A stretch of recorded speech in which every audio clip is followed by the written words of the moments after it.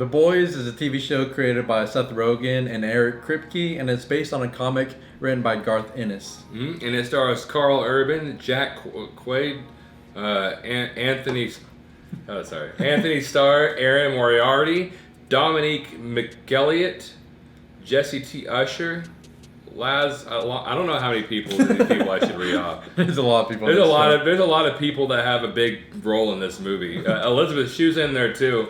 Simon Pegg, I guess. I don't know. A lot of people in there. So I mean, I don't really want to read them all off. Anyways, so I mean, this show's been like blowing up all over the place. Yeah, it came out like 2 or 3 weeks ago, I think. Yeah, exactly. And we eventually got down to watching it. Yeah. I honestly didn't have a really big interest in it at all before watching it until I watched Jeremy John's review over it, and then I was like, hey, I guess I'll try it out. Yeah, and I want to start off by saying this show is fantastic. It is phenomenal, virtually flawless. In all honesty, I can't really think of any flaws that this movie has. This show has. I do want to say something pretty funny. This show is very anti-superhero. It's like pretty much going against like all these new Marvel movies. And something kind of funny is that Carl Urban is actually in Thor Ragnarok. Oh yeah, that's right. Isn't that kind of funny? Yeah. Which is actually disappointing because after watching this show, it made me realize how much Carl Urban would have made a perfect Wolverine, but he's already in the MCU, so yeah, it's not gonna happen. But if you haven't seen this show, it's pretty much about superheroes in today's world, and they're practically celebrities, and pretty much all of them are pretty big jerks. Yeah, and a lot of them are pretty evil. And they're owned by a corporation that kind of calculates their every move that they make, and so that they boost their social medias, they boost their PR and everything. They make more money for this corporation. So that's pretty much how celebrities are in the entertainment industry nowadays. That's what these superheroes are in this world.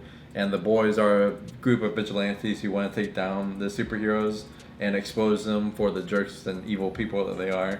Yeah, and I want to say this also, like, if you don't like these new superhero movies that are coming out, I love the new superhero movies that are coming out, well, most of them anyways, and so, but like, I do realize that a lot of people are kind of burnt out on them because they're coming out, they're oversaturation, and so I understand that, but if you don't like these new comic book movies coming out, I would actually definitely highly recommend watching this TV show, because this TV show, like I said earlier, is very anti-superhero. It's very anti-comic book movie. Right. Like I said, all the superheroes are pretty much egotistical, like jerks. Yeah, like, exactly. Like, awful people. Yeah, and it's all about like pretty much like corporate America. So like it's just the corruption that this can bring.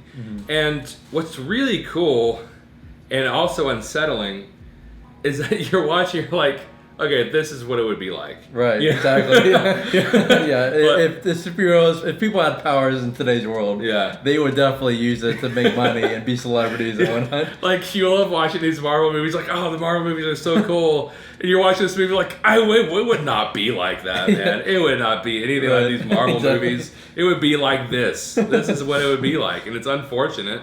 I mean, that's just how it would be. And that's really what brings this show really makes it so much more interesting, is because you do acknowledge the fact that it's more realistic than any of these Marvel movies, you know? And maybe Barnes Zemo's right. Yeah, exactly. Exactly. Which, speaking of, let's just bring this up pretty quickly. What's his name? Jack Quaid? Which is Dennis Quaid's son. Yeah. Dennis Quaid and Meg Ryan's son. Yeah.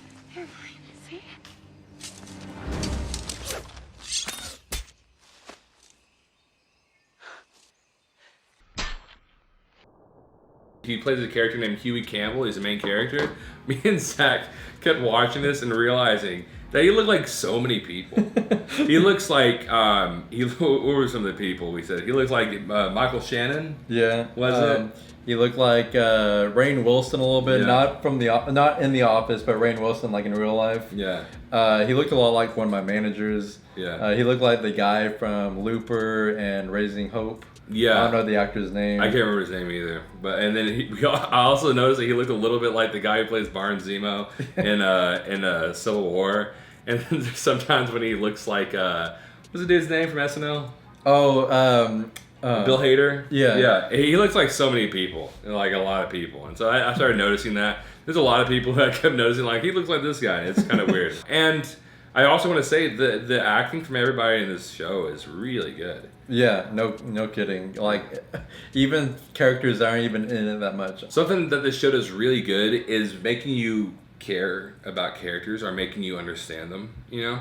And even the characters that you want to hate. Because they're like you want to hate the superheroes in this show, And it's pretty easy to hate. Yeah, it's really easy to hate them until they start showing you stuff in their past, and it's like, hey, stop showing me that. Like, I want to hate these characters, and you still do.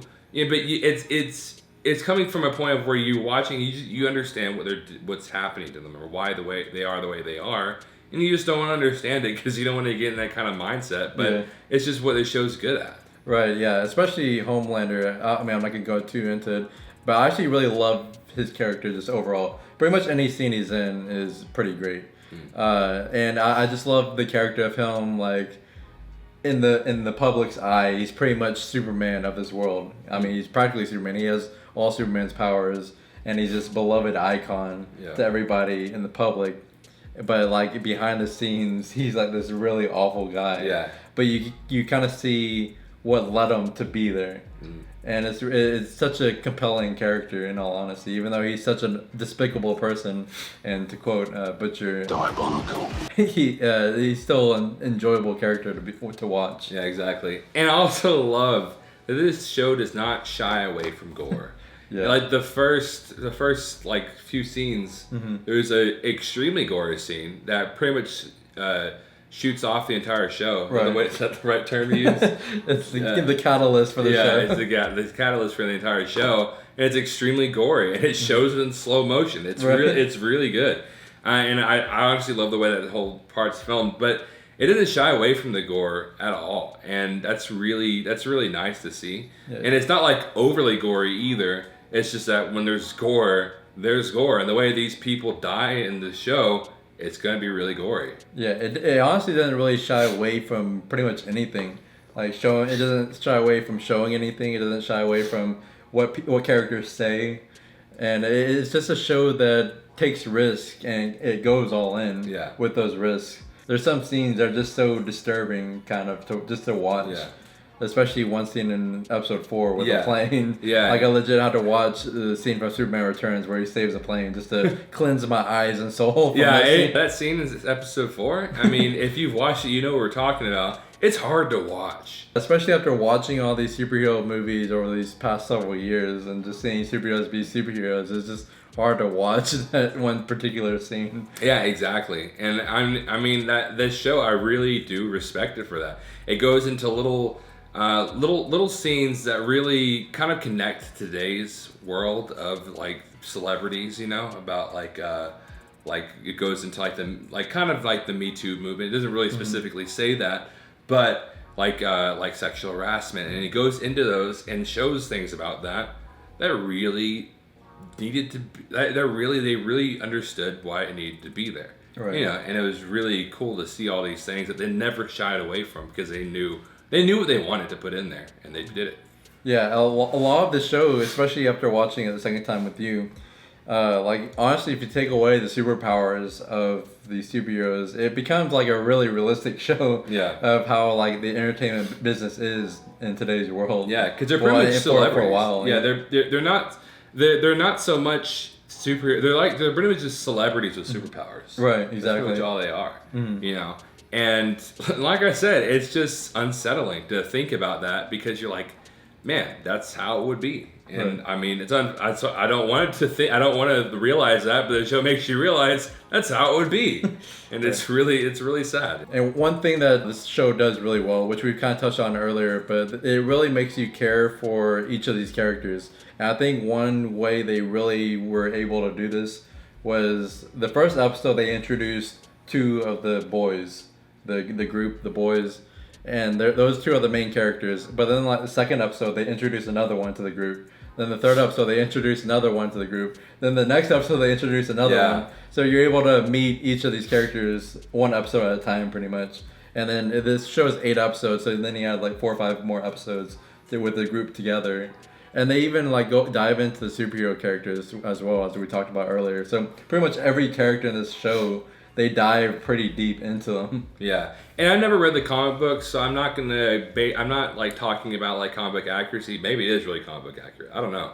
But one thing I did like about it is the fact that they could have easily made all these superheroes jerks, you know, and been fine. But it would have been too much. Mm-hmm. You know, it would have been too much, and if every single one of these superheroes were complete jerks and psychopaths. Uh-huh. But they understand that would be unrealistic. It would be too much. So they don't do that. There's other characters that aren't really jerks. They've just done stuff in their past, and they start realizing, well, I shouldn't have done this. But they feel like it's already too late for them. That they're part of this group. Mm-hmm. Then another thing this show does really great that I really enjoyed, especially after watching it the second time, and I was able to see these little details that they had, where they introduced little tiny details earlier on in the show and pretty much throughout the show, but then like later on in the season they expand on that little detail that you thought was just a little detail. Like, just for example, there's one scene where Billy Butcher is like explaining something about the Spice Girls, and one character is like, how do you know so much about the Spice Girls?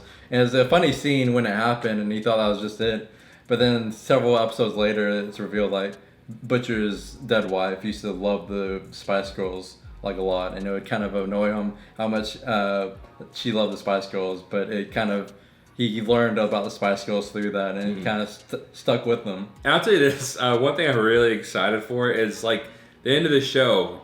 You want more. You really want more. Yeah, like, you have to have more. Yeah, I honestly wasn't expecting like the cliffhanger, because like I'm so used to shows just like having a conclusion at the end of the season. Exactly. So I just was, even though it was like the normal thing for TV show to have a cliffhanger at the end of the season, I wasn't used to it. I was like, no, I needed this to conclude.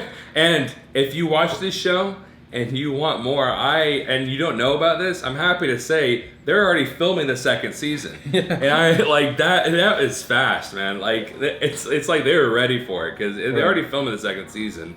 And it's all like, I'm really excited. Hopefully that comes out pretty soon. I feel like it will. Yeah. Hopefully it will. Yeah, and one thing I do also want to add is that this show actually had pretty good special effects for a TV show. I mean, I'm not gonna say like they were the best all the time, but for the most part, for a TV show, it had pretty decent special effects. Well, guys, overall, this show is freaking phenomenal. I don't have anything bad to say about it, and I don't even want to think about anything bad, because I might find something, but I feel like an idiot because this is reaching. But like, I can't find anything. It's pretty much just an amazing show. If you haven't seen it already, watch it. I mean, okay, it depends on who you are. Just by the way, yeah, like this show, like we said, it's very gory, very vulgar. It's very adult, so don't like watch it with your kids. I really don't know what kind of family you have, so it's whatever. But just to warn you, it's not like a normal superhero show. Yeah, so just be ready for that. But no, it's freaking phenomenal. So please go check it out whenever you can. Yeah, there's not much more I can say that my cousin didn't just say, or that we haven't already said in this review. It is just a phenomenal show with how they're able to portray today's life in a show that's about superheroes. It's just an interesting concept on its own, but then they're able to evolve that idea even further and make it into something so great. We are going to say that The Boys is 100% awesome. Well, guys, don't forget to like, share, and subscribe. Also, comment and let us know what you thought about The Boys. If you have anything to say about the show that really has spoilers, just make sure you put like a little spoiler warning right above it so we know, and we'll make sure to reply to it. Yeah, and don't forget to follow us on social media. We have Facebook, Instagram, and Twitter, all at 2 Awesome Men. And as always, thank you so much for watching, and you will see us later.